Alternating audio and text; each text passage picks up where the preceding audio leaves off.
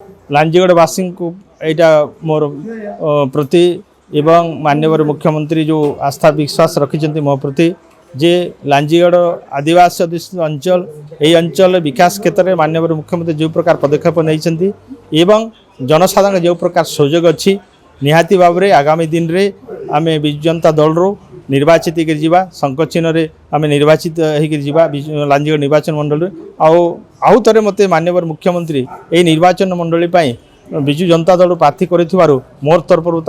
अनेक अनेक धन्यवाद और कृतज्ञता ज्ञापन करुच्छे। देखु आज आम देखा माननीय मुख्यमंत्री जो प्रकार कार्य आज कर चलती लांजीगढ़ जो प्रकार विकास है आप रोड क्षेत्र में कहे कि पानी जल उपरे कहे शिक्षा उपरे आम जदि जीवा कि स्वास्थ्य उपरे भी अनेक क्षेत्र लांजीगढ़ निर्वाचन मंडली आज आगे जाइए तेणु ये सब दृष्टि को देखिकिना कि आमर माननीय मुख्यमंत्री जो सब योजना कर